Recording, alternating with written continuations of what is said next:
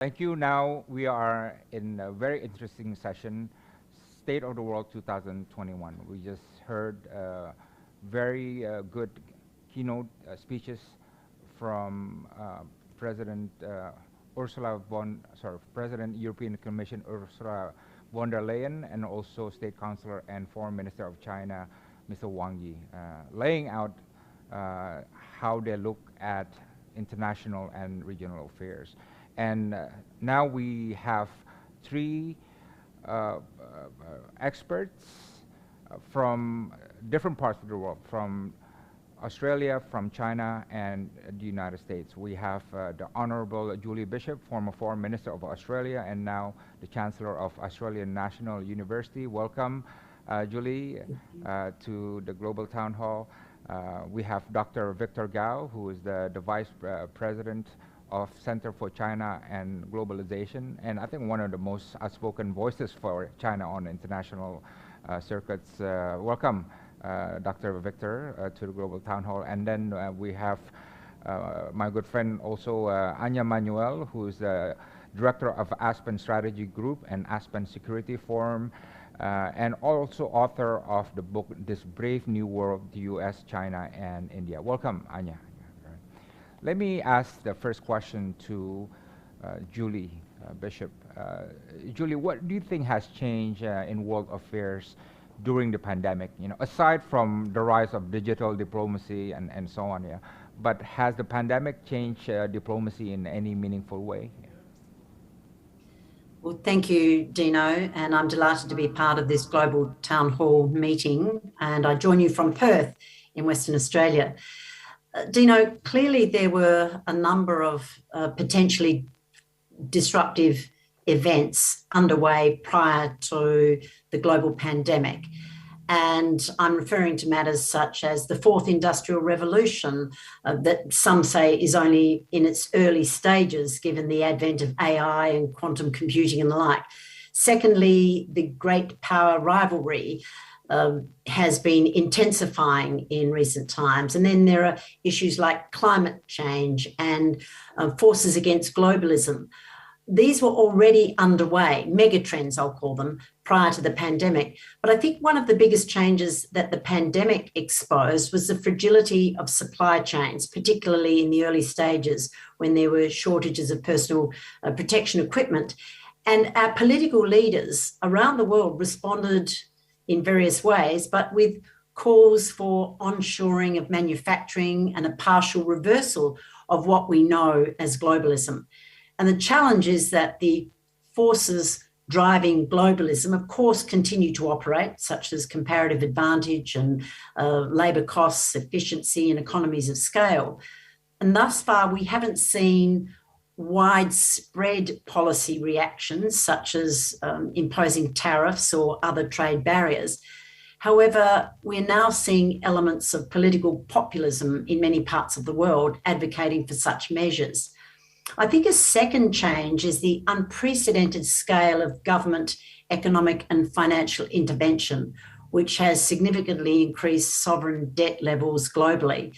And unprecedented actions of this scale are unsustainable over the longer term and will have some unpredictable consequences in coming years.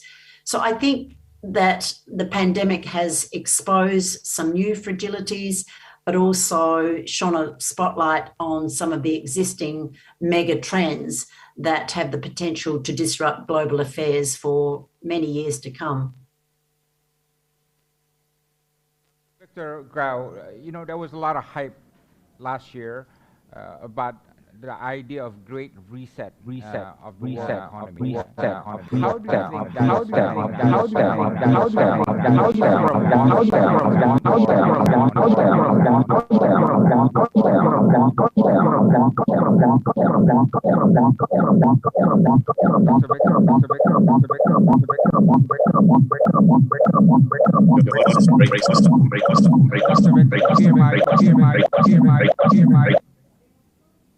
Hello? Dr. Victor? Yes, we can hear you now. There's no sound. Do you want me to repeat the question, Dr. Victor?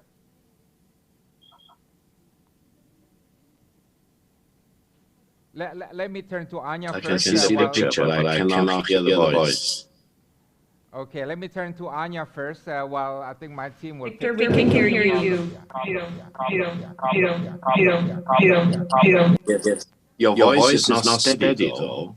Okay. Yes. Anja, let me go to you. You they can say see me and technology hear is me? the new Thank era you. of geopolitical competition. Give us an update on this geotechnological competition. Who is the head, and who to watch for? Is there dark horses in this technological race? And what areas of geotechnology are the fiercest? Hello.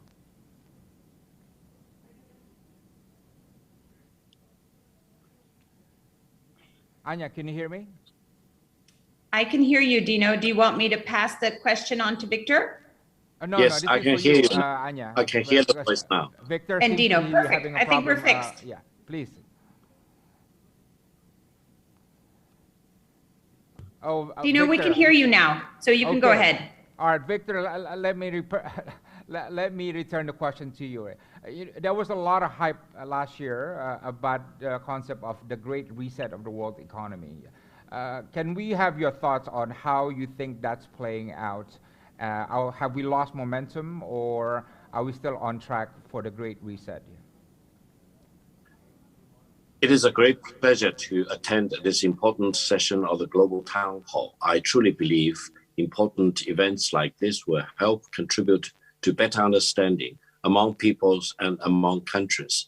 Talking about the great reset of the global economy, I would emphasize that the world economy right now is in great flux.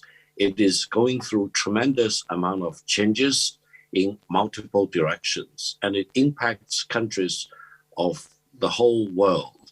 And I don't think any country can hide behind any barrier of national protectionism, because the world to come will be a highly interconnected world. And I think we all need to be prepared for greater and better version of globalization, because after all, in the new world, highly connected, there will be increasing awareness that we are living in one global village. And therefore, I think several phenomena which have occurred in the world over the past several years, intensified because of the pandemic, has disrupted this greater march to globalization. And this is time for all of us to pause and reflect as to the global trend, the mega trend, and what we, each country, and we, each people, need to do. Now, allow me to mention several major trends in this phenomenon. One is the fast acceleration of technological breakthroughs. After all, the world is increasingly interconnected. And then secondly, everything, including people, goods, services, information, technology, finance, you name it, are moving on a much faster track. And the world is becoming greatly interconnected. Therefore, we need to figure out better ways to do business. And from this perspective, China's appeal on greater connectivity through the Belt and Road Initiative is a very important part of this global endeavor, because no one wants to be left behind. Everyone wants to be interconnected. And eventually, I think we will see ourselves not only as Chinese or American or Australian or British, we will see ourselves more and more as global citizens with global governance responsibilities. And in this respect, I would say peace should again be generally considered as a megatrend of the world. And any attempt to stoke up conflict and confrontation and antagonism and even war between and among major countries should be considered as crimes against humanity. We need peace to develop, just like Foreign Minister Wang Yi said in his important speech just now. And without peace, no economic major initiative can really take shape and create real meaningful impact on people of the world. So let's embrace peace. Let's prepare for the world of greater connectivity tomorrow. And let's really go through our transformation mentally, psychologically, economically, technologically, and also in terms of dealing people on the person-to-person basis, but also importantly, dealing with countries on a country-to-country basis. Thank you very much. Thank you. I want to pick up on the point on technology and bring it to Anja. And Anja, the technology, they say, is the new area of geopolitical competition. Can you give us an update on this? Who is ahead and who's to watch for, and who are the dark horses considered in the technological race? And you think which area of technological competition is where you see the fiercest competition? Yeah, thank you so much, Dino, and thank you for having me here. What an amazing event, bringing together people from all around the world. I want to pick up your question where Victor left off and saying, so many of the problems in the world we can only solve as global citizens. We're all jointly responsible for our prosperity, for where the planet goes, for peace amongst all of us. And technology is no exception. So the vast majority of technology, I think, should be open and collaborative and cooperative. And in fact, it actually is. So if you look at the scientific papers that are most cited around the world, they tend to be ones that have lots of international co-authors. I was just working on a paper with a friend is a physicist at Stanford, and he said even at the height of the Cold War, he was collaborating with the Soviet Union on theoretical physics research. So science is for all of us and benefits all of us. Now, and I think the world should collaborate on green technologies, healthcare, material science, big aspects of biotech. Mostly I would call for us to interact with each other. Now, there are some areas that have become a little bit sensitive between China on one side and the US and Europe and other European countries on the other. And I would say those are the following. It's artificial intelligence. It's just some aspects, but not all aspects of fintech and payment systems. It's 5G and 6G technology, because that's the rails on which everything else runs. And it's semiconductor chips, because that's how every device that's in all of our pockets and how we're communicating today, that's what all of that is built on. So in those 5 areas, and then a few parts of biotech, so 5, maybe 6 areas, I think there can be some collaboration.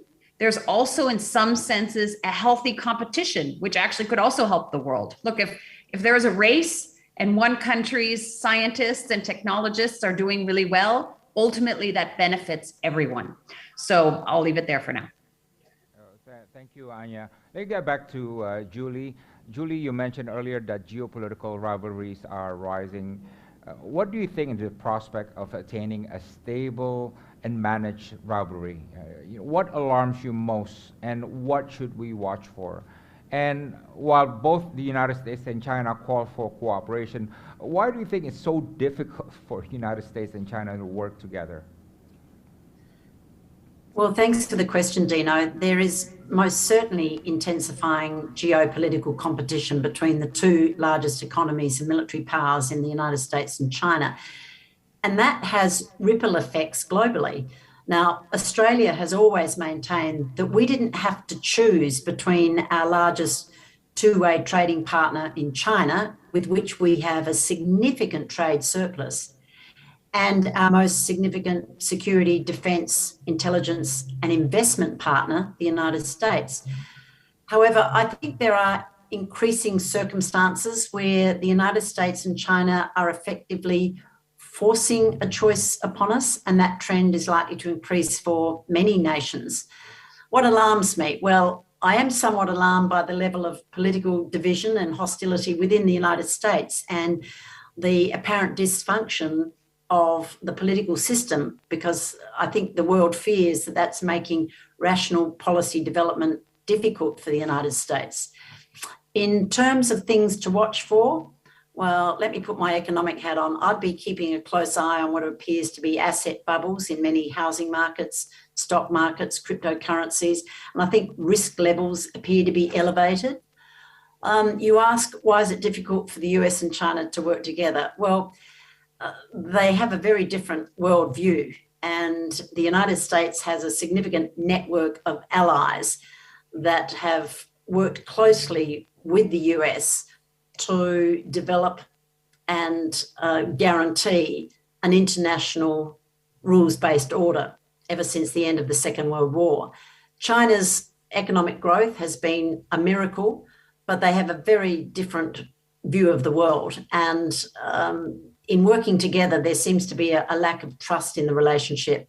Now, at this stage, the US and China are engaged in vigorous competition and rivalry.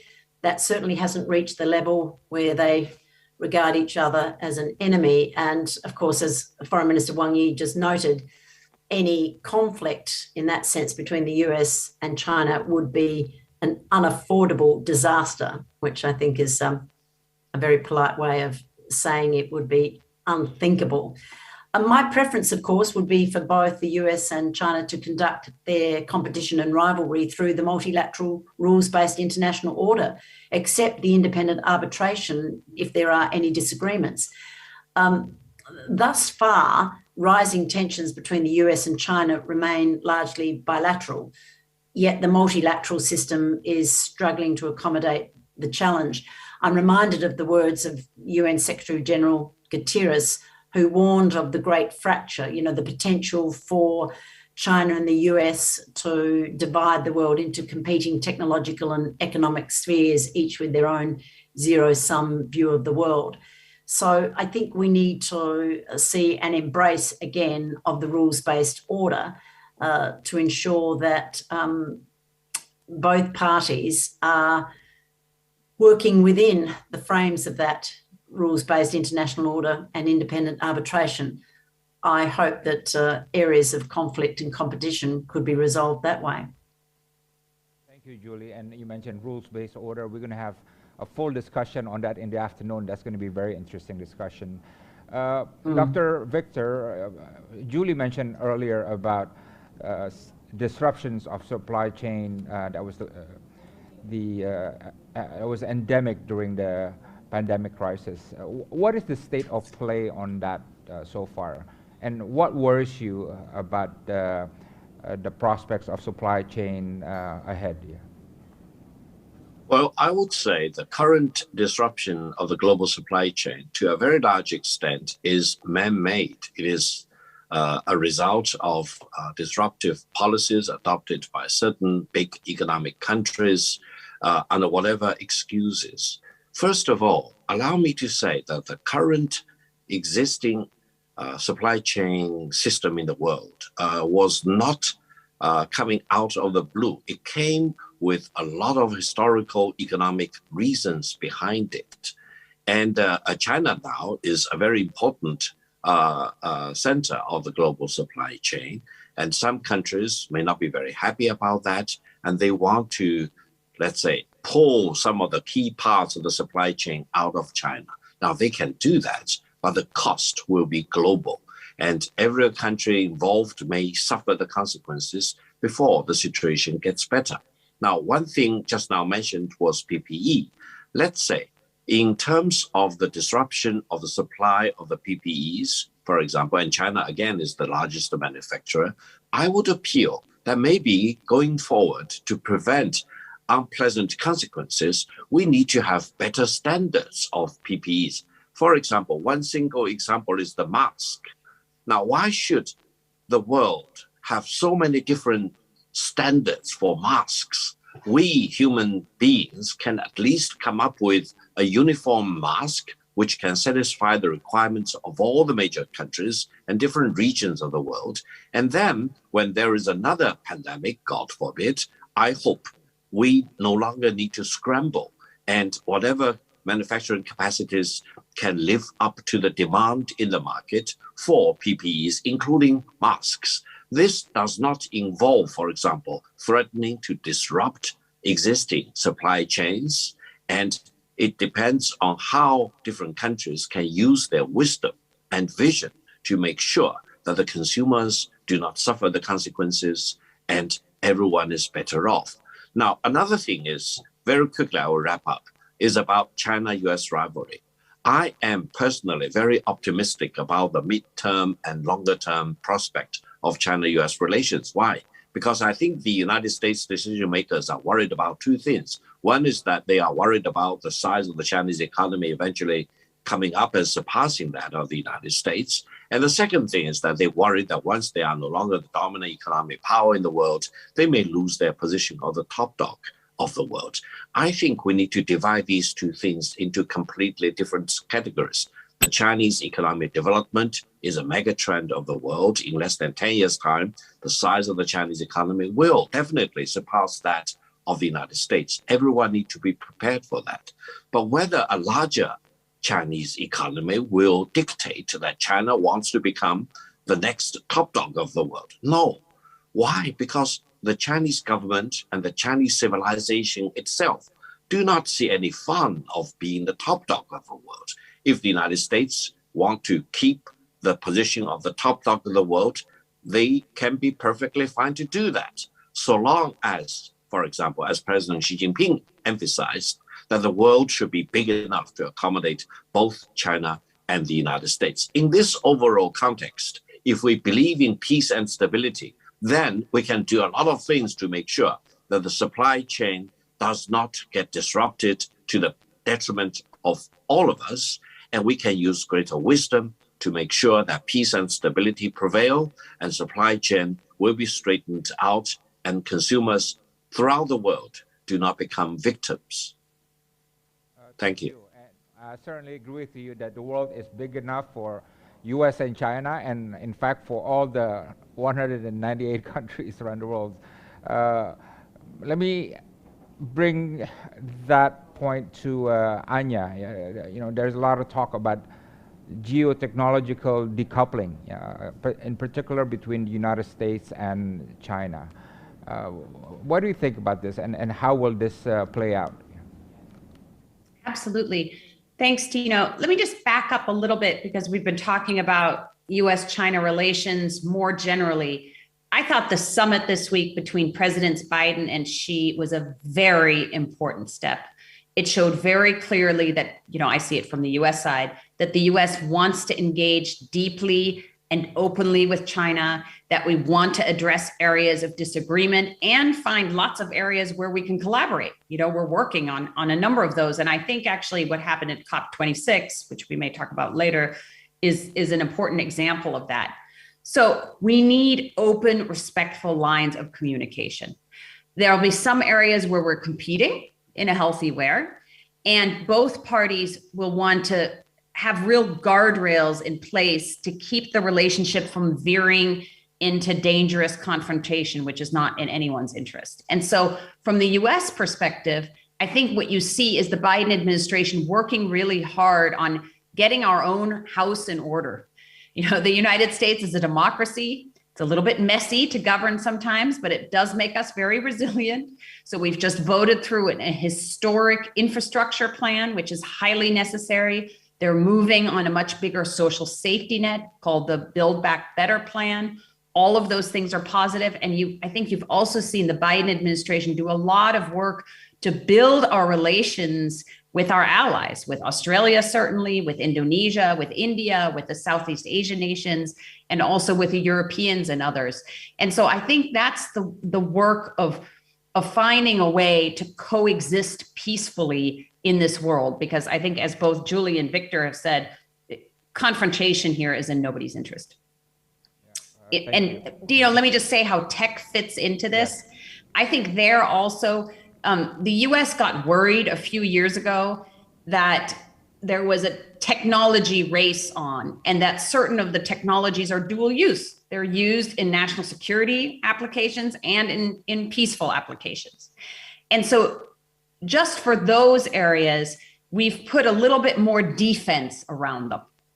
So it's harder for foreign companies to invest in some of more sensitive American technologies. It's been harder to export sensitive American technologies abroad, but that by no means should turn into an all-out decoupling. Okay. Julie, multilateralism, you mentioned about that. And do you think that 2021, we are seeing multilateralism gaining speed again, getting steam on again. Yeah. If yes, why? And if not, why? Yeah. Thanks, Dino. The pandemic has certainly led to stronger calls for international cooperation. However, that I think continues to be restrained by the perennial challenge of domestic political considerations. For example, the early distribution of vaccines was criticised by the World Health Organization as vaccine nationalism, in that some developed nations were focusing on distribution to their populations before distribution to developing nations. In terms of multilateralism gaining new momentum, I actually believe that, yes, there have been some very positive developments. The United States rejoining the Paris Climate Accord and the UN Human Rights Council were very positive moves. And I think that the world is wanting more US leadership, not less, on global affairs. At the beginning of the pandemic, it seemed that there was no global response. The World Health Organization seemed to be missing in action, and the United States didn't take the leadership role that it did, for example, with the global financial crisis in 2008, 2009, when the Bush administration called together the G20 and laid out a framework to find our way through the global financial crisis. That was missing from the United States. But I think we are seeing the US now, under the Biden administration, back embracing multilateralism. Overall, however, I think, like most years, it's been a mixed bag. And, for example, the COP26 summit in Glasgow certainly highlighted the limits of multilateralism and the complex relationship between domestic and international imperatives. But, you know, this multilateral system, it was designed, the UN, it was designed to help regulate relations between nation states to avoid a repeat of the horrors of 2 world wars of the 20th century. And to that extent, if the multilateral system didn't exist, we'd have to invent it now. It's so absolutely vital to global peace and security and stability. And in that context, as I often used to point out to my US and Chinese counterparts when I was foreign minister, both China and the United States are permanent members of the United Nations Security Council. They have a unique responsibility above and beyond all other nations to ensure that there is global peace and stability and security. And so we look forward to them fulfilling their mandate as permanent members of the UN Security Council. Yeah. Thanks, Julie. I just want to ask you a follow-up question to that. While multilateralism is, of course, very important to many countries, or if not to all countries, but what do you think? What do you say to those who say that, yes, but multilateralism is slow, doesn't produce results right away, and bilateral solutions is much more effective and delivers short-term gains, or even regional solutions as well? Yeah. Look, I understand, you know, where bilateralism has a role to play. For example, you know, when the World Trade Organization was stalled during, you know, global trade talks, many countries, including Australia, Indonesia and others, put the multilateral effort on hold while they pursued free trade agreements bilaterally, or even in the case of the Trans-Pacific Partnership, plurilaterally. And so if the cause is worthwhile, you can continue the momentum through bilateral, but you can't reject multilateralism per se. Multilateralism is absolutely vital, and the rules-based order, and I'm glad there's a session on the rules-based order later, the rules-based order has essentially set the boundaries for the behaviour of nation states, and we must continue to embrace it. It's not perfect by no means. And there is a place for bilateralism and plurilateralism and the like, but we cannot reject multilateralism. We can work to improve it. We can work to accommodate different perspectives, but it must still continue to be the bedrock of global affairs. I agree, Julie. Let me go back to Dr. Victor Gao. You know, there's been a bit of protectionist sentiments during the COVID-19 crisis because countries are just looking out for their own interests. Again, where do you think this is going, and do you see the pendulum start swinging back again at some point, and when would that be? And do you also see deglobalization taking place? Well, first of all, this COVID-19 pandemic is a very potent lesson for all of us that mankind is should be united against this pandemic. And the virus itself does not distinguish according to the colors of the skin or the level of the wealth or where you are from, whether you are from a developing country versus a developed country, etc. I would say the strength of the common defense against the virus is actually the weakest link of this whole chain of defense. Because if there is one country which is a hotbed for infections, for example, then the defense capabilities in other countries will not matter that much. So everyone needs to pitch in to make sure that all people in all countries should have their fair amount of vaccines, and PPEs, as we mentioned, should be delivered to them as quickly as possible. And eventually, we need to rally behind the WHO to do all the necessary things in order to make sure that we no longer suffer that much from this pandemic, but then future pandemic will not take place, or if they happen, mankind will be better prepared against such pandemics. Now, in this whole regard, I think we also need to emphasize a lot that every country will serve their own people better if they put science ahead of politics. We are dismayed from the Chinese perspective that it is so much of a problem for people to wear masks. In China, from the very beginning, we concluded that wearing masks is a very effective way to deal with this particular type of pandemic. So I think the common defense for mankind as a whole will involve lots of different ingredients. Each ingredient will be important. We cannot just not place all the hope on the vaccines or on the medicines, which we believe eventually will be produced. But we need to do all the things right. Every one of us, individuals, companies, institutions, government entities, society at large, countries, and hopefully international community at large, so that we put up a big fight against this pandemic and mankind suffer less deaths and less infections. In this regard, there are disruptions of, let's say, supply chains, logistics, global commerce, partially because of this pandemic. I hope we need to get our acts together to overcome whatever pressure points from the pandemic.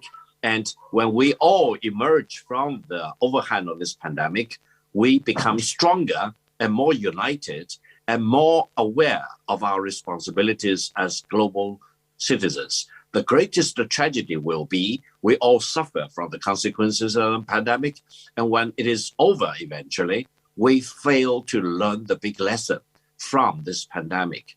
And we go back to the isolated, fragmented way of doing things. And we forget that we, mankind, can do a better job if we get better united and do things more coherent and always watch over the interests of your neighbors rather than after me the deluge. Thank you. Thank you, Dr. Victor. We have about 20 minutes to take questions from around the world. I'm gonna take the first question from Dmitry in Russia. He asks, with the heightening tension in geopolitical rivalry, will middle power countries eventually resort to choosing sides or make their own league? Yeah. Any one of you want to answer that? I'm happy to start us off. Please. You know, I don't think we're quite there yet. I don't think this is a new Cold War. I don't think there's a requirement to change sides. I think if managed responsibly, even if there are in some areas competition between China and the West, between Russia and other countries, countries have competition with each other. That's a healthy thing. It does not, there is no reason that this needs to disintegrate into a Cold War where people are taking sides. But you need wise leaders on all sides for that to happen. And, all countries are not always blessed with wise leaders. Perhaps I could add something as well, Dino. I agree. You're the mother of MICTA, right? Julie, so you must have something to say on this. Yeah, exactly. I agree absolutely with Anja that this is not a Cold War scenario. And I think the analogy is a false one. I mean, China is not the former USSR. China is deeply embedded economically and socially in world affairs. And pre-pandemic, Chinese people were traveling and living all around the world, and China was very much a part of the global economy. But I do think it's an opportunity for there to be new alliances. And Dino mentioned MICTA. Back when I was foreign minister, we had, some might think, an unlikely alliance, an informal alliance between Mexico, Indonesia, South Korea, Turkey, and Australia. But it was, middle powers coming together to exchange ideas and align our policies and foreign policies in particular areas. Recently, we've seen the emergence of the Quad, comprising US, Japan, India, Australia. Again, for the purpose, in the first instance, of disaster relief and now the rollout of vaccines.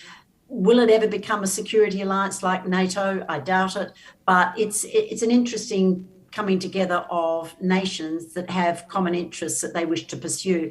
And I think that's where so-called middle powers have a role to play. I mean, Australia's always been deeply engaged with the ASEAN nations. Australia's always been deeply engaged in Southeast Asia. And I think those important connections must continue. And there will always be great power rivalry. I don't believe that Australia will ever be forced to choose between the United States and China, but we obviously have deep connections with both, although we are a formal alliance partner with the United States, so that's self-evident. But I think middle powers, so-called, do have a role to play in ensuring that like-minded countries connect for global good. Okay. We now have a question from China. Hu Sui Bo, he asks, what's the meaning of rules-based order? Order under UN Charter or international laws, or what else? Yeah. Anyone? Well, I raised it, so perhaps I should say what I think it means. After the horrors of the Second World War, there was a collective global view that we had to prevent the horrors of the past. And so we came up with a system with the United Nations, but the conventions and treaties and protocols that have evolved over the years underpinned by international law. It's that whole framework of rules, conventions and the like that makes up the rules-based order. And every country around the globe has benefited from the relative stability that rules-based order has been able to maintain. China has been a significant beneficiary of the rules-based order, for it was under this framework that China has been able to emerge as one of the most powerful economies on the planet. So all countries, Australia has been a major beneficiary of the rules-based order. So it's not perfect. The United Nations certainly isn't perfect, but we should be working together to ensure that it evolves in a way that meets the majority of the needs of those nations who are pursuing peace, stability and security. Yeah. I want to follow up on that to Dr. Victor. On the rules-based order, is there a possibility that rules order means differently to the United States and to China and to Russia? And to Australia, does it mean different things to different countries? Yeah.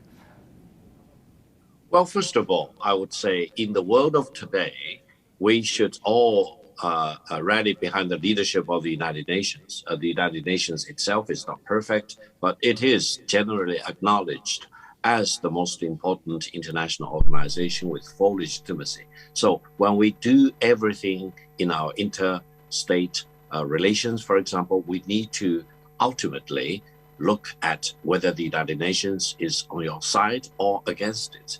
And then, for example, when we look at recently several wars launched against other countries, if there is no blessing of the United Nations Security Council, China will not take part of that. China will not consider that kind of law as legitimate, whatever you claim that. And when we see the United States walking out from the Paris Climate Accord, we do not think that kind of walking out is a good example. It should be followed by its allies, for example. It's breaking the international norms by the largest, most important military power in the world. And I'm so happy the Biden administration walked the United States back into the global climate change accord.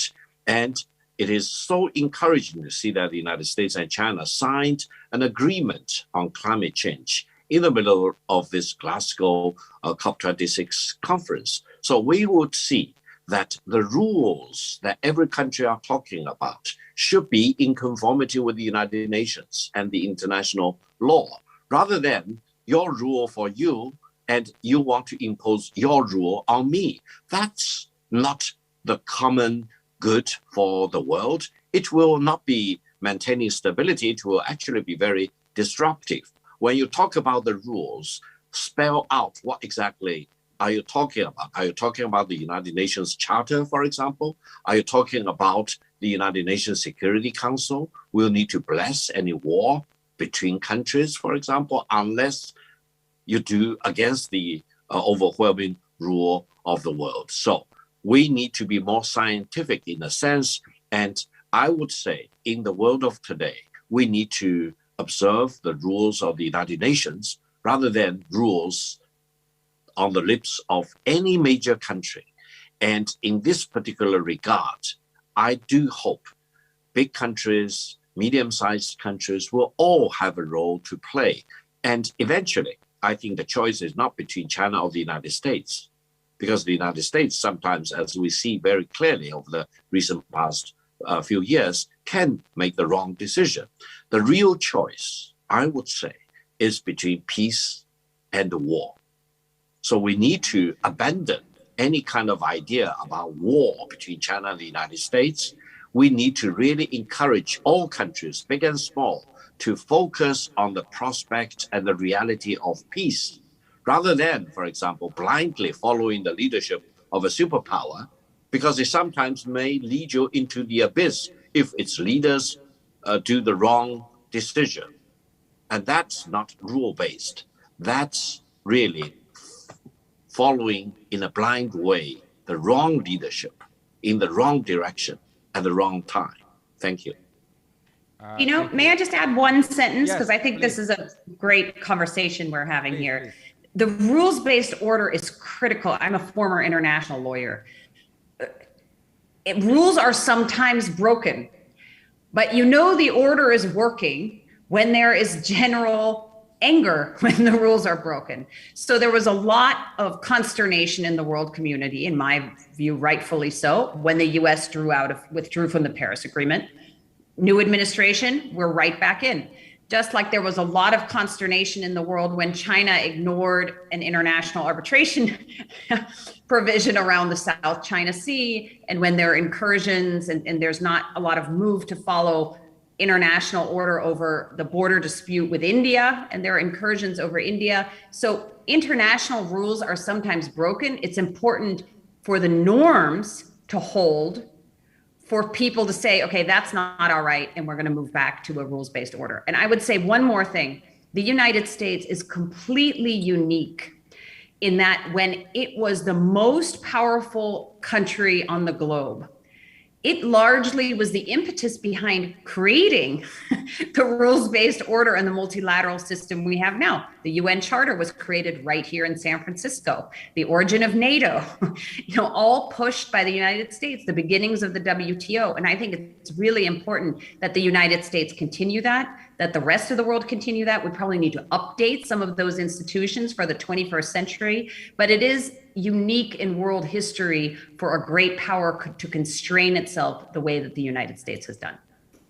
Okay, yeah, moderator, can I add a very quick point? Sorry, did you want to go ahead?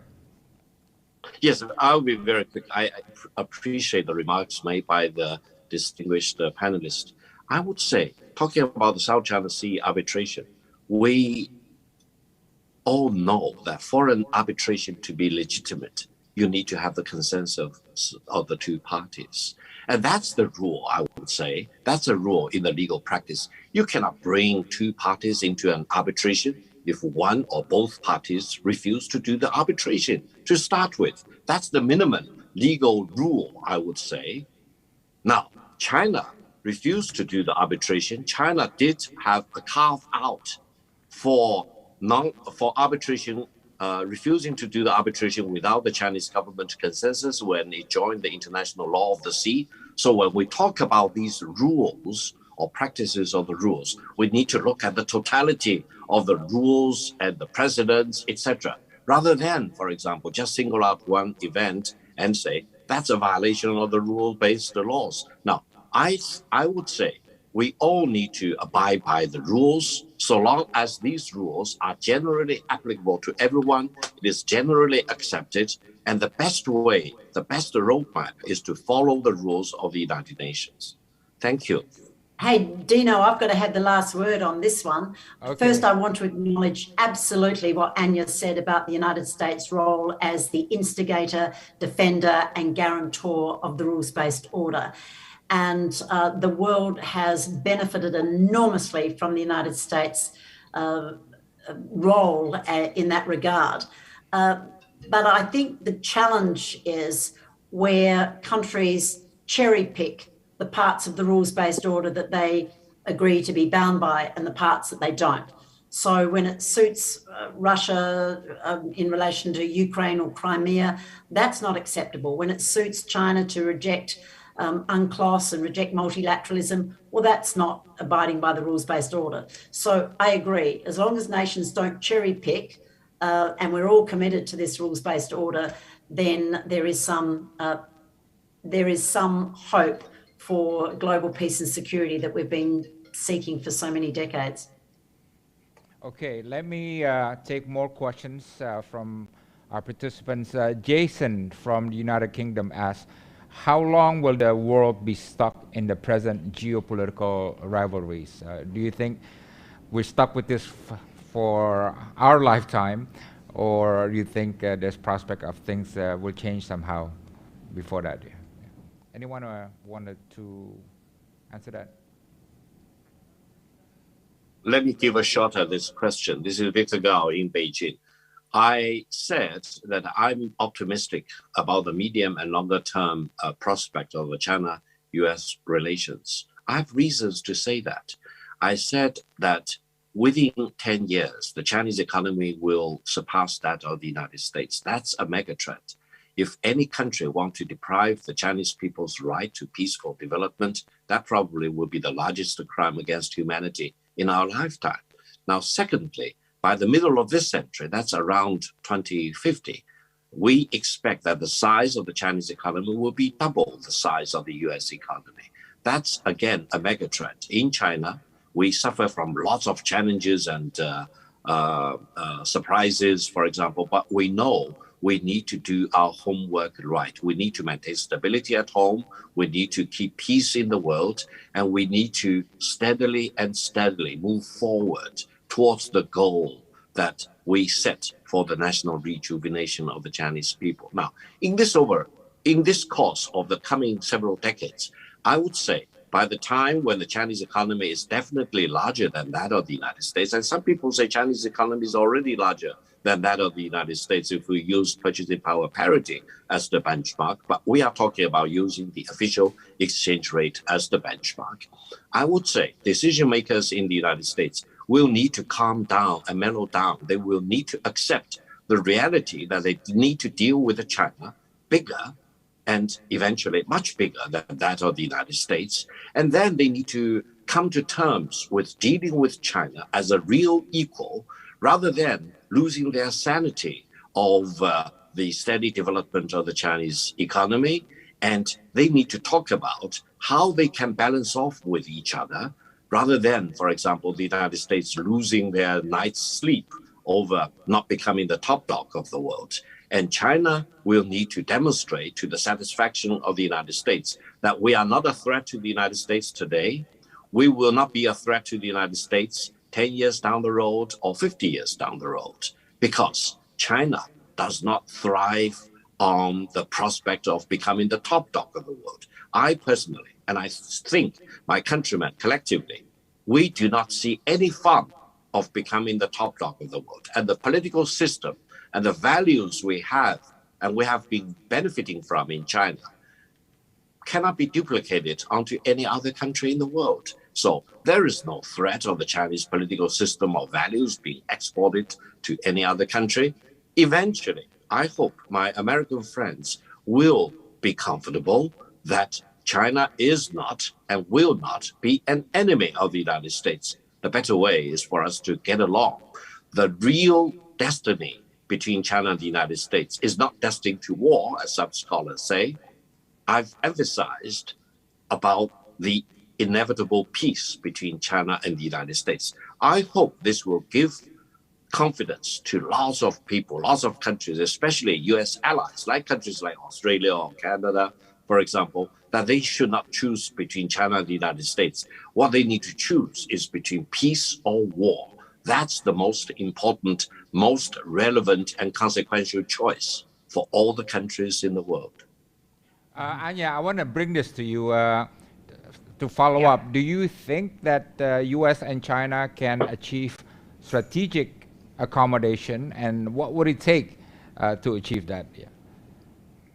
I think they can with wise leadership, and they should. So this is why it's so important to have conversations like the one you're bringing together, Dino, that includes, people from all around the world. Victor, I agree with you wholeheartedly. The US has a responsibility to let China rise, become prosperous, take its seat at the governing table of the world. All of those things. It's funny, I wrote a book a few years ago that argues exactly this, because a prosperous, peaceful China is in everyone's interest, just like a prosperous, peaceful world is in everyone's interest. And China has a responsibility, exactly as you said, to show that it's not a threat.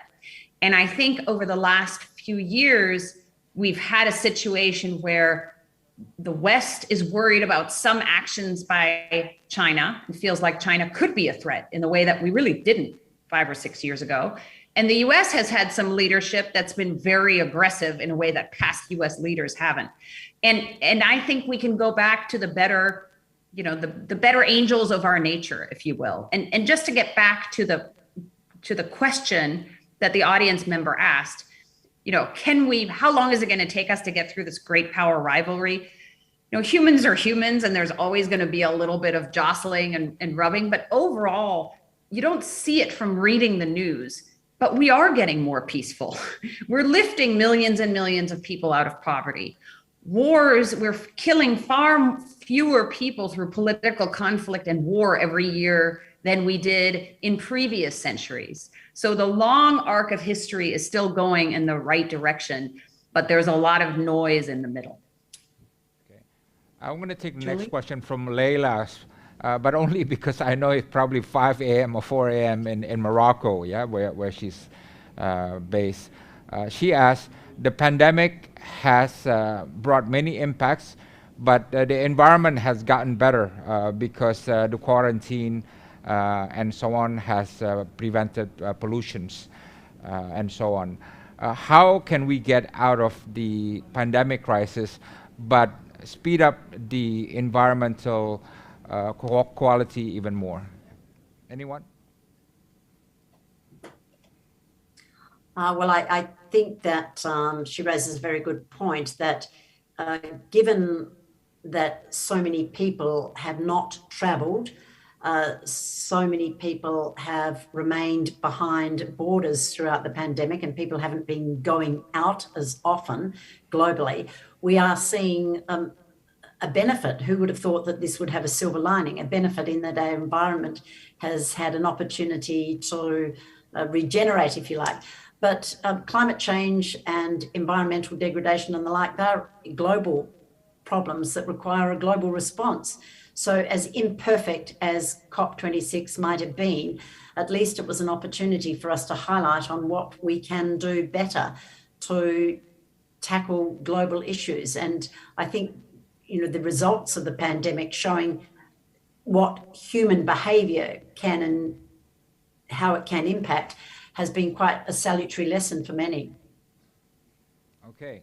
Yeah. There is a question from Mary about, she's from Australia. She's asking what can be done to evolve the UN and associated institutions to better reflect the complexities of multilateralism today. I guess she's asking if multilateralism is the answer and we need to make it work better, what should be improved? Yeah. Anyone? I could be controversial here and say take away the power of veto from the UN, from members of the UN Security Council. How about throwing that one out there? Okay. This is Victor. Let me add a point. I think the United Nations is actually very, very important in the world today, and we all want to place more hope on the United Nations. Its efficiencies and defects need to be further improved.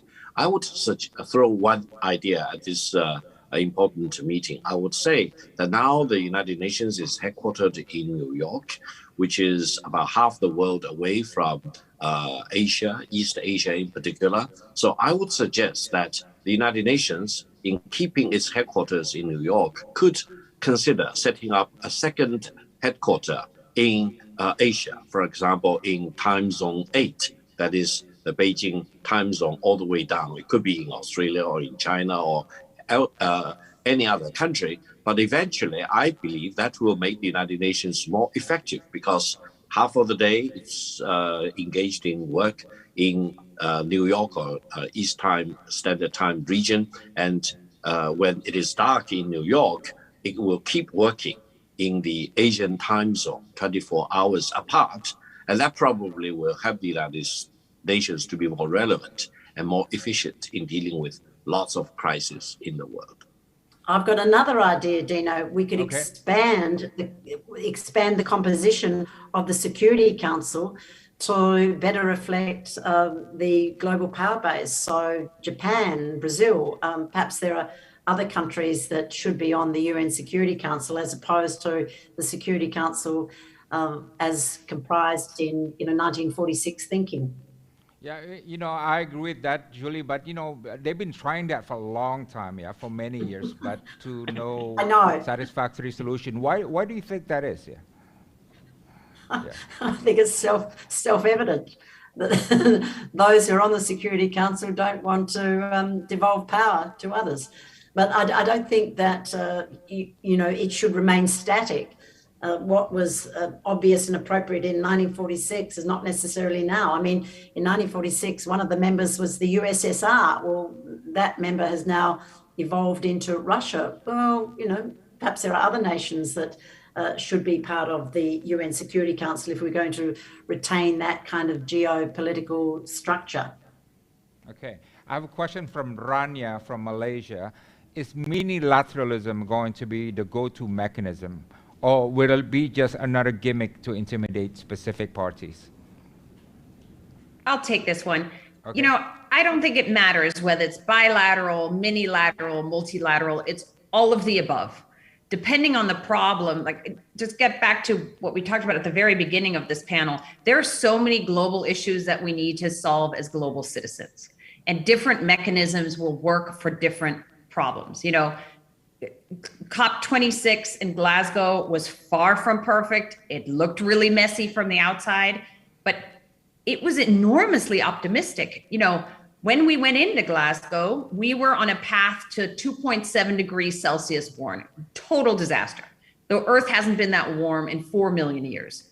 Now, if, and it's a big if, but if all of the pledges at Glasgow are delivered on, we're on a path where we can reach stabilization at 1.9 degrees Celsius. So that doesn't get us all the way there. But boy, we just built this ad hoc system where the world comes together every year, and every year it becomes more important. You know, I see this from the US perspective, where climate change is a really, really difficult issue politically. You know where I stand on it, but it is seriously complicated in the United States politically. The news coverage of Glasgow was nonstop. Businesses are doing their own thing, taking matters into their own hands, cities, schools. So we're seeing positive movement. And I don't know if that's minilateral or multilateral or something different, but it's working. Okay. Well, you know, I would love to continue this for another hour, but, you know, this, we're at the end of our session, and this has been really a fascinating discussion and really good debate. And this is exactly why we're having this town hall. I want to thank my friend Julie Bishop and Dr. Victor Gao, and also Anja Manuel, for gracing us with your presence and for your honest and candid answers. And I want to thank all the people who posed questions and all the participants who are watching this session. Thank you very much, and God bless you, and see you soon. Stay safe. Thank you, Dino. Bye. Thank you. Bye-bye.